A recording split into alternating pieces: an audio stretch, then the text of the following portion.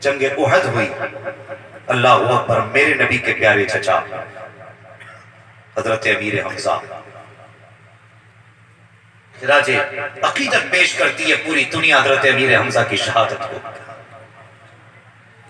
اللہ اکبر، امیر حمزہ جب آپ کو شہید کیا گیا تو آپ کے جسم کے ٹکڑے کیے گئے، چھوٹے چھوٹے اعضا کاٹے گئے، اور پھر سینہ چاک کر کے کلیجہ نکالا گیا۔ صاحب اگر روڈ پہ ایکسیڈنٹ ہوتا ہے اور کسی کا سر پھٹ جاتا ہے تو لوگ چہرے موڑ کے نکلا کرتے ہیں، پرائے تو پرائے، اپنوں میں ہمت نہیں ہوتی انہیں بٹور سکے، میونسپلٹی کے لوگ آ کر کے جھاڑو لگایا کرتے ہیں۔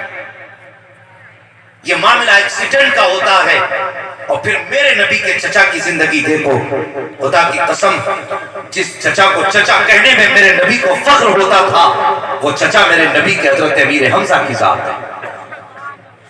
ہاں ابھی ہمارا تو اسلام میں کچھ لگا ہی نہیں ہے، ہم نے تو یہ سوچا ایک رات میں ہاتھوں میں جنت مل جائے گی۔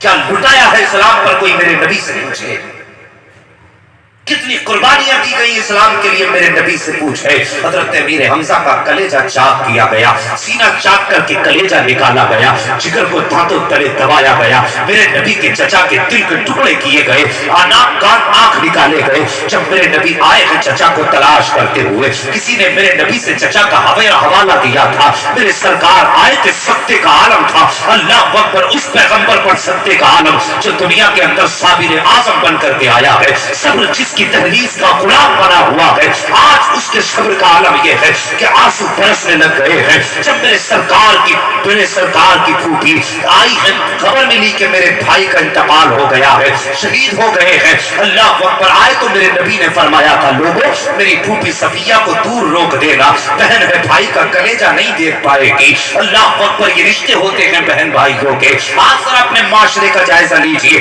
میرے نبی نے فرمایا تھا، صحابہ صفیہ کو دور روک دینا، اپنے بھائی کا کٹا کلیجہ نہیں دیکھ پائے گی۔ حضرت صفیہ 2 چادریں ہاتھ میں لے کر کے آئی ہیں، اور قوم کی شہزادی ہو، بیٹوں کو گانے سنا کر کے سلایا کرتی ہو، بیٹوں کو ڈی جے اور گانے اور ڈانس دکھا کر کے منایا کرتی ہو۔ آؤ دیکھو اسلام کی شہزادیوں کا وقار دیکھو، جگر اس کو کہتے ہیں، حوصلہ اس کو کہتے ہیں، جنت کی ملکہ اس کو کہتے ہیں۔ اخلاق ہو تو ایسے ہو، اسلام سے محبت ہو تو ایسی ہو۔ 2 چادریں لے کر کے چلی ہے کہ میرا بھائی شہید ہو چکا ہے۔ اللہ اکبر، نبی فرماتے ہیں، صحابہ صفیہ کو روک دینا ورنہ بھائی کا کٹا کلیجہ نہیں دیکھ پائے گی۔ جیسے ایک صحابی نے آگے بڑھ کے کہا تھا، صفیہ یہی ٹھہر جاؤ ورنہ بھائی کے جسم کے ٹکڑے نہیں دیکھ پاؤ گی۔ اللہ اکبر، حضرت صفیہ نے جھٹک کے کہا تھا، چھوڑ دے، کیوں روکتے ہو؟ کہا بہن تم بہن لگتی ہو، بھائی کا حال نہیں دیکھ پاؤ گی۔ تب حضرت صفیہ نے کہا تھا، تم جانتے نہیں ہو وہ میرا بھائی ہے، اگر وہ امیر حمزہ ہے تو میں اس کی بہن صفیہ لگتی ہو۔ جو شجاعت اس کی رگوں میں ہے وہی شجاعت صفیہ کی رگوں میں ہے۔ اگر اس کو کٹانے کا جگر آتا ہے تو اس کو کٹے ہوئے جگر کو دیکھنے کا ہنر آیا ہے۔ نعرہ تکبیر، نعرہ تکبیر، نعرہ رسالت، نعرہ رسالت، مسلک اعلی حضرت، مسلک اعلی حضرت، آمد حضور حسین ملت، آمد حضور حسین ملت، نعرہ تکبیر، نعرہ رسالت، سبحان اللہ سبحان اللہ۔ صاحب جوانوں، تمہاری مرضی ہے زندگی کہاں گزارنی ہے، ذرا دل پہ ہاتھ رکھ کے سوچنا، اگر قیامت نے مصطفیٰ نے پوچھ لیا، میں نے تو چچا دیا تھا اسلام کے لیے، تم نے کتنا وقت دیا اسلام کے لیے؟ میں نے تو اپنے خاندان کی قربانی دی اسلام کے لیے، پتا تو نے کیا لٹایا اسلام کے لیے؟ تو بس اس کا انتظام کر لو، پھر تمہاری مرضی ہے، جہاں چاہو جا کر کے ٹہلو۔ صاحب ہم جوانوں میں تم سے ایک بات کہنا چاہتا ہوں، میری تقریر طبع یار کو بے چین کرتی ہے، سبب کیا ہے؟ وہی کہتا ہوں جو دل پر گزرتی ہے۔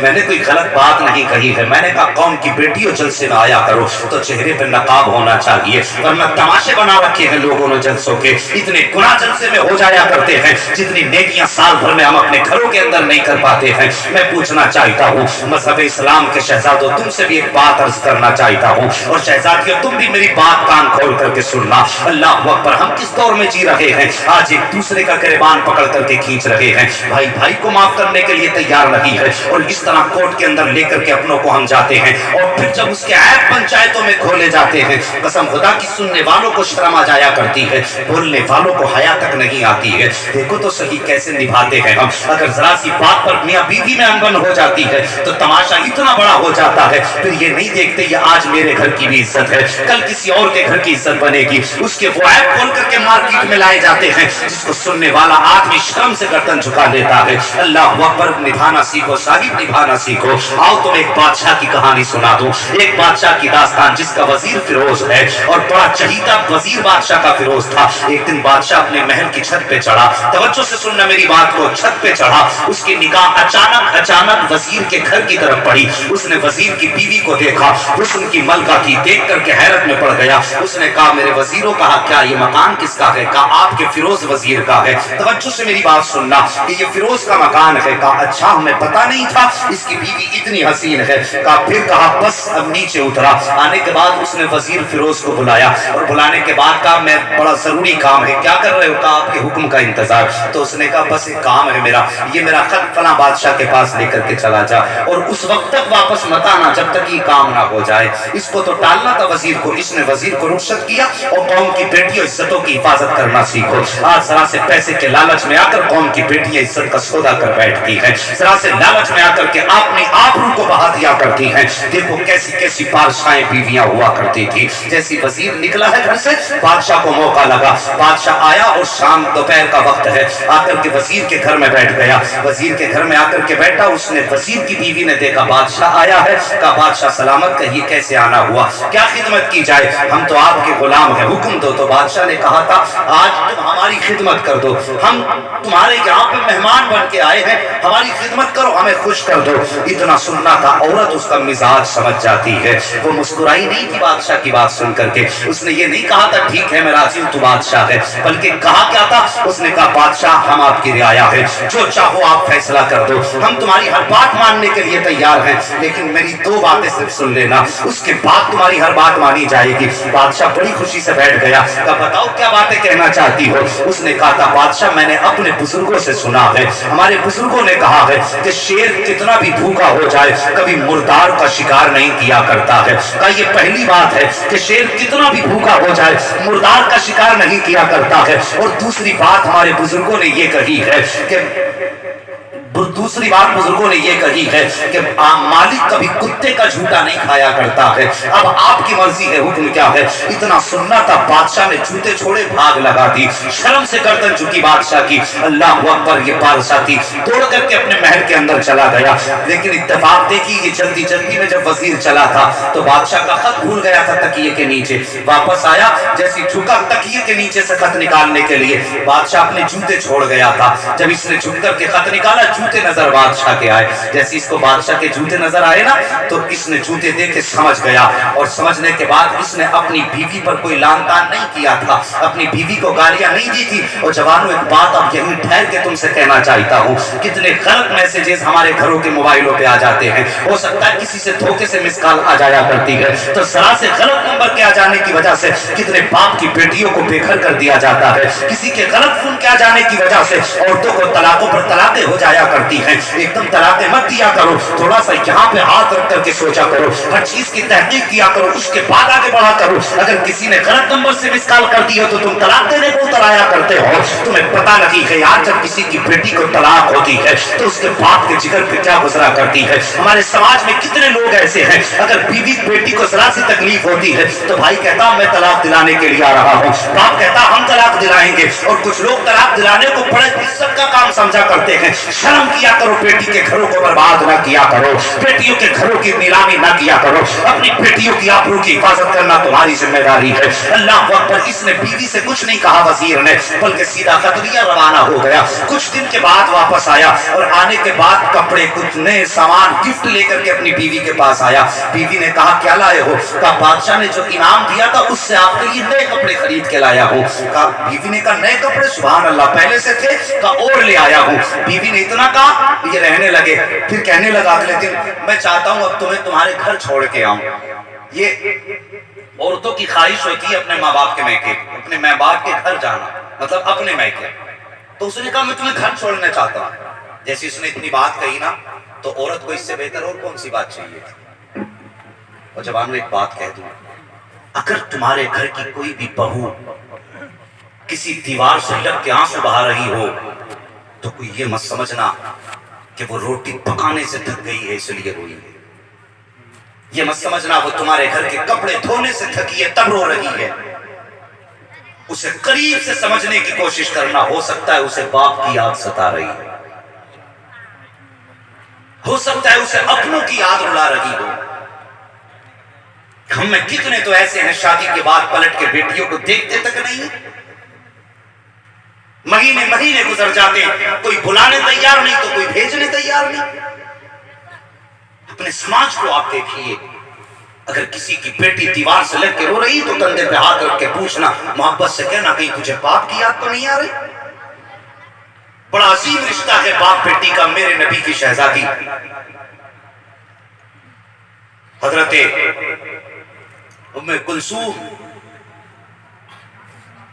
جب آپ نے ہجرت فرمائی حبشہ کی طرف ہجرت کرنے لگی، توجہ سے سننا، تو آپ اپنے سامان کی گٹھری باندھ کے لائیں اور میرے نبی کو پتا چلا بیٹی جا رہی ہے ہجرت کر کے، اللہ اکبر، میرے سرکار نے اپنی جگہ چھوڑی، بیٹی کو رخصت کرنے آئے اور بیٹی کے قریب آئے میرے سرکار، آنے کے بعد بیٹی کے ہاتھ سے سامان کی گٹھری لی اور لینے کے بعد میرے نبی نے اپنے سر پہ رکھی۔ بات سمجھ رہے میری؟ نبی نے بیٹی کے ہاتھ سے گٹھری لی، اپنے سر پہ رکھی، بیٹی نے کہا تھا بابا یہ گٹھری آپ اٹھا رہے ہیں، یہ میرا وزن ہے، مجھے دے دیں۔ میرے نبی فرماتے نہیں بیٹی یہ میری بیٹی کا بوجھ ہے، اسے میں اٹھاؤں گا۔ صحابہ نے کہا تھا آقا ہم حاضر ہیں، ہمیں دے دیجئے بیٹی کا بوجھ۔ میرے نبی نے فرمایا نہیں صحابہ، صرف بیٹی کو رخصت نہیں کرنا ہے بلکہ قیامت تک آنے والی امت کو سبق سکھانا ہے کہ جب بیٹیاں بوجھ لے کے چلا کریں تو وہ بوجھ ان کا نہیں ہوتا ہے بلکہ وہ بوجھ آگے بڑھ کے تم اٹھا لیا کرو، اس لیے کہ جب باپ چلے جاتے ہیں تو پھر بیٹیوں کا بوجھ اٹھانے والا کوئی دوسرا دنیا میں نظر نہیں آیا ہے۔ بے شک، سبحان اللہ سبحان اللہ۔ مہربانی کرو بیٹیوں کے ساتھ اچھے سلوک، جوانوں آگے بڑھ کے طلاق طلاق مت کہہ دیا کرو، تمہارے 3 طلاق کہہ دینے سے تمہارا کچھ نہیں بگڑا، تم بھی روتے ہو خون کے آنسو پھر، اور بیٹیوں کی زندگی بھی 2 بار ہوتی ہے۔ تو لہٰذا کسی بھی غلط فہمی کی بنیاد پر ڈائریکٹ بیوی کو طلاق مت دو، بات بات پہ آ کر کے اسے چھوڑنے کی دھمکی مت دو۔ یہ میری بات ذہن نشین کرنا، بادشاہ گیا، وزیر آیا، جوتے دے کے گیا، تحفے لے کر کے گھر آیا، جب تحفہ لے کے گھر آیا نا واپس آ گیا، تحفہ لے کر کے بیوی سے کہنے لگا تمہیں میں کے چھوڑنا ہے۔ بیوی نے کہا بڑی خوشی کی بات ہے، تیار ہوئی چلی گئی، کچھ دن رکا، چھوڑ کے بیوی کو آ گیا۔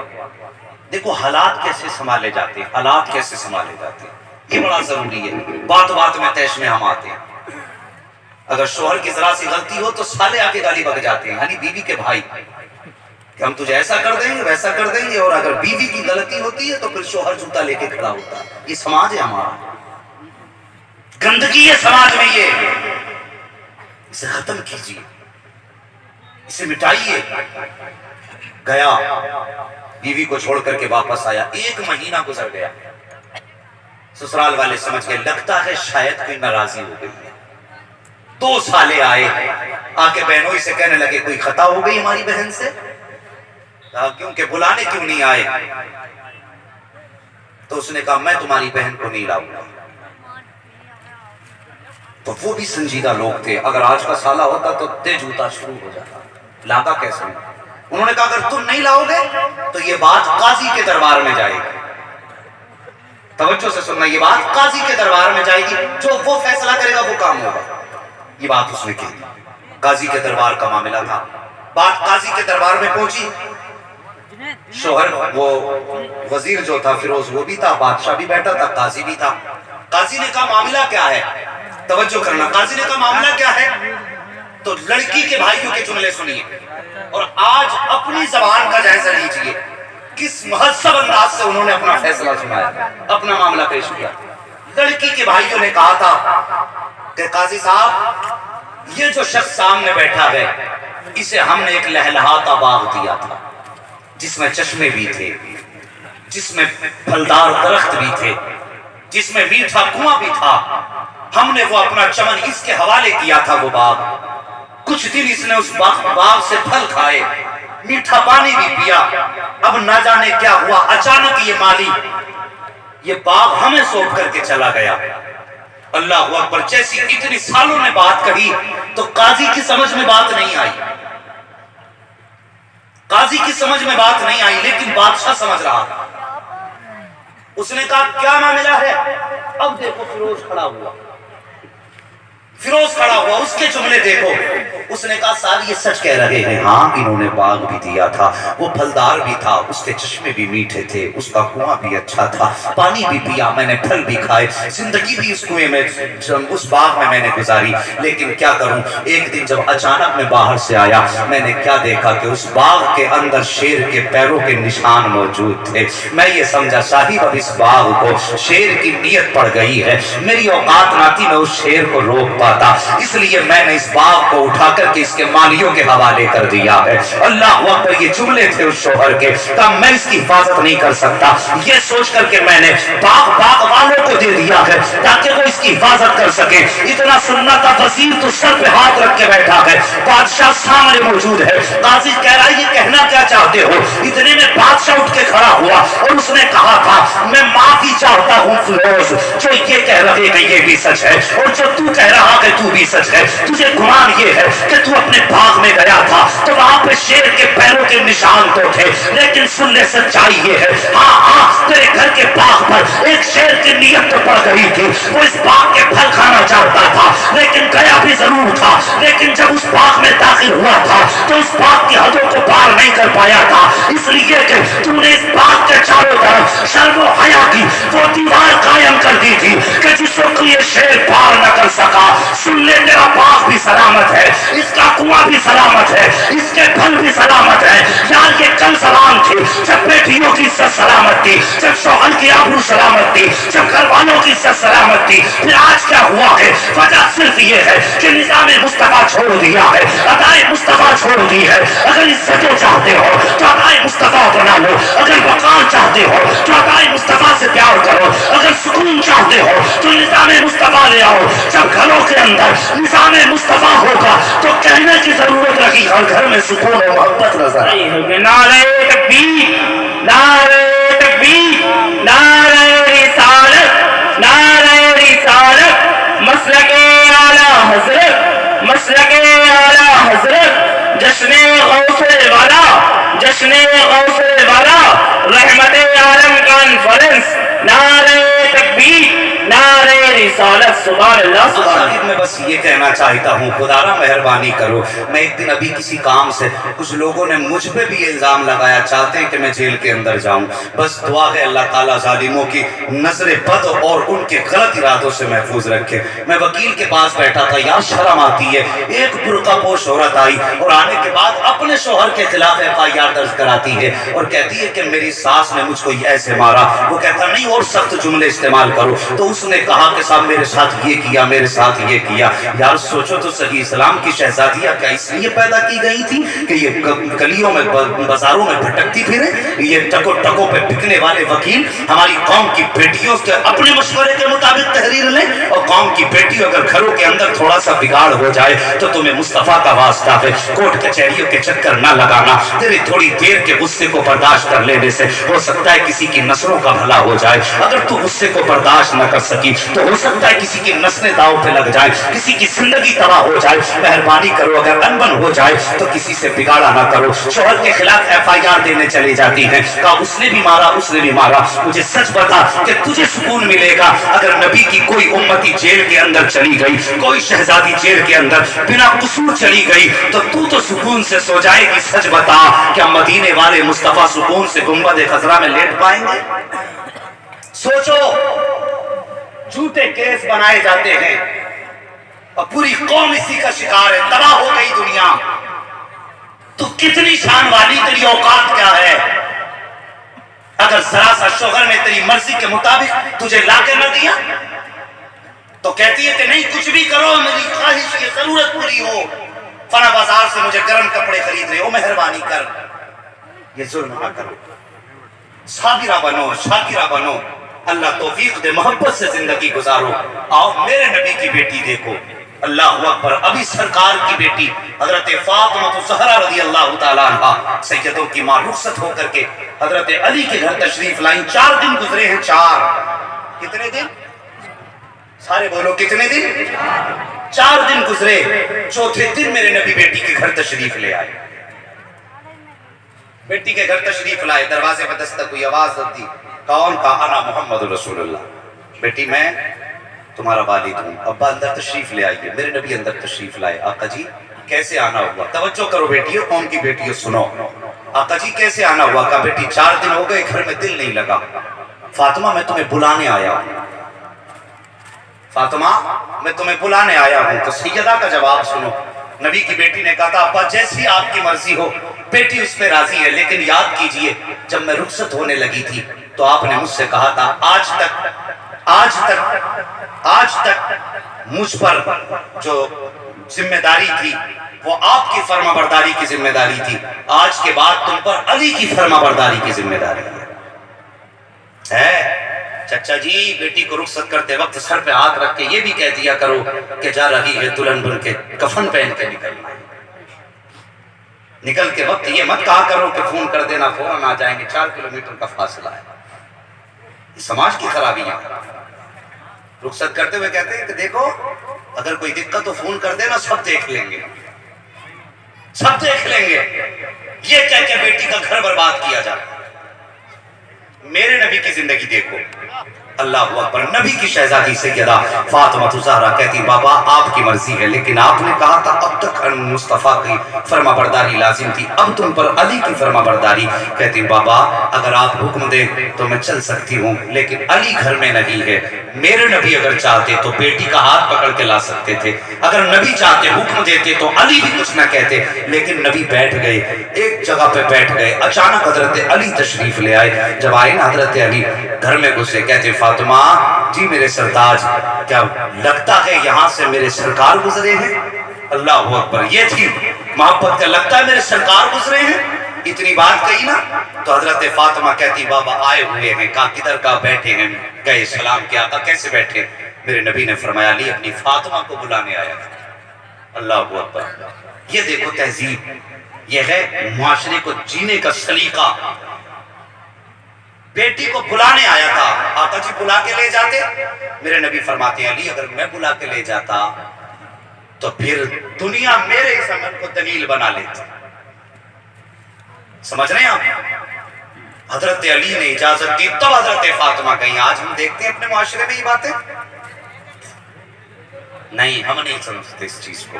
मेहरबानी करो, मुआशरे को बेहतर करो, अपने अखलाक नबी के किरदार जैसे बनाओ, ज़बान में मिठास पैदा करो। आपकी ज़बान इतनी मीठी होनी चाहिए कि लोग आपका नाम सुन के थूके ना, और इतने भी कड़वे ना हो कि लोग आपको थूक दें। ये दोनों चीजें आप दरमियानी सूरत इख्तियार करें। रात दिन झगड़े, रात दिन के फसाद ये खत्म करें और मुस्तफ़ा से वफा करें, आका से सच्चा प्यार करें। जवानों किरदार मुस्तफ़ा जैसा बनाओ, अखलाक मुस्तफ़ा जैसा बनाओ, अपने तौर तरीके आका के दिए हुए रास्ते के मुताबिक उनके हुस्न में, उनके किरदार में ढालने की कोशिश करो, ताकि हमारी दुनिया भी कामयाब हो, हमारी आखिरत भी कामयाब हो।